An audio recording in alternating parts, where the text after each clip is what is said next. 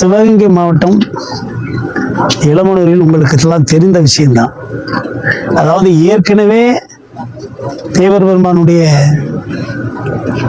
Board name board இருக்குது. அதற்கப்புறம் ஒரு சில ஜாதியினர் எங்கள் போர்டை வைக்க வேண்டும் என்று வருகிறார்கள்.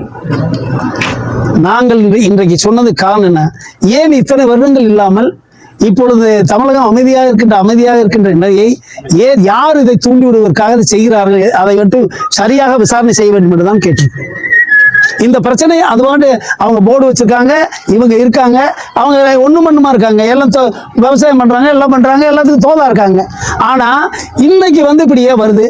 தென் மாவட்டங்கள்ல இதே இது தேவர் ஜெயந்திக்கு முதல் நடந்திருந்தா என்ன நிலைமை இருக்கும்? தமிழக அரசுல இதை கண்காணிக்கிறாங்களா, கண்காணிக்கலையா, ஏன் இப்படி நடக்குன்றத இப்ப நம்ம சொல்ல வந்திருக்கோம், சொல்லியிருக்கோம். அவங்களுமே ஏன் இது திடீர்னு இந்த இது உருவாகுது, அதை நாங்க கண்டிப்பா இன்வெஸ்டிகேஷன்ல கண்டுபிடிச்சிருவோம். விரைவில் அது கரெக்டானு சொல்லுவோம். ஃபர்தர் அரெஸ்ட் வேண்டாம். ஏன்னா அவங்க எல்லாம் ரெண்டு சைடுமே அவங்க ஒத்து வாழணும்னு நினைக்கிறாங்க. அதனால பீஸ் கமிட்டி போட சொல்லியிருக்கோம். அவங்களும் போடுறதுக்கான வேலையை செய்யறோம்னு சொல்லியிருக்காங்க. அதனால பீஸ் கமிட்டி போட்டு இந்த ஃபர்தர் பிரச்சனை வரப்படாத அளவுக்கு பார்க்கறதுக்கு நாங்க இந்த தலைவர்கள் எல்லாமே நாங்க சட்ட ஒழுங்கை பாதுகாக்கிறத நாங்களாம் தயாரா இருக்கோம்.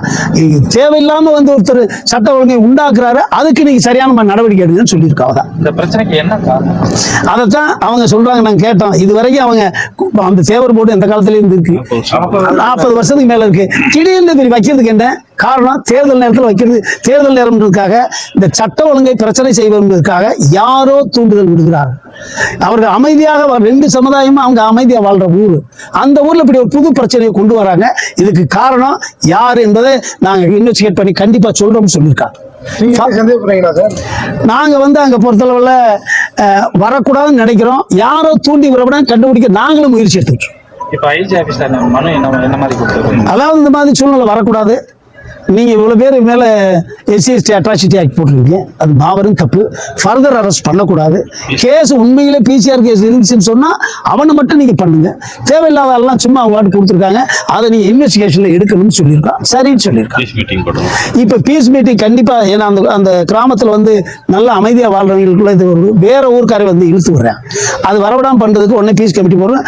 இன்றைக்கே சொல்லிட்டாங்களாம், இப்ப சொல்லியிருக்காங்களாம், நாளைக்கு நாள் கழிச்சு போட்டுருவாங்க.